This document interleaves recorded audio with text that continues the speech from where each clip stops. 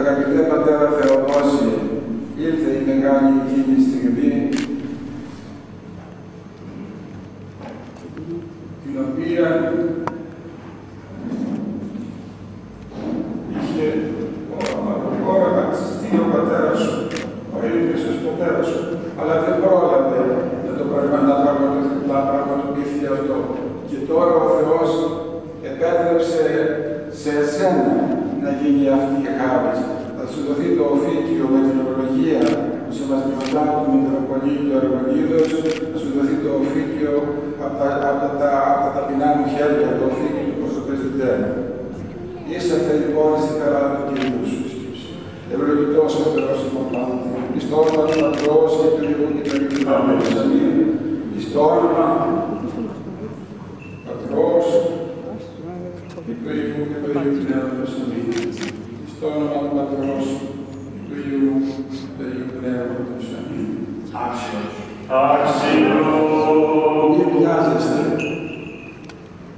Δέσποτα Κύριε ο Θεός ημών,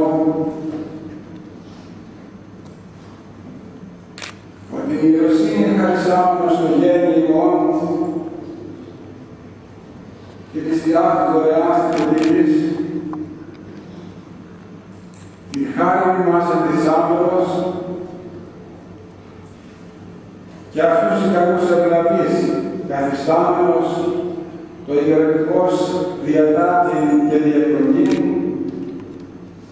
τους υπερβεβητούς και υπερβεβικότας λειτουργούς των μυστηρίων σου, αυτός ένισον των αδελφών ημών Θεοδόσιων πρεσβύτερων, της ενότητα κατά όλους αυτών, και εναρχilήσαστε των πρεσβυτέρων των λαού σου, και καλόν υπόδειγμα της κατά αυτών γενέστη καταξίωσον, και με τα πλανδίας και ερδούς εργύρει καλώς τελέσει των δύο ανεδρόνισων και πάντα ημάς ως αγαθός Θεός ελέησον, ότι σύ ο δατήρ της σοφίας και σε η πάσα η κτήση στους αιώνας των αιώνων. Αμήν.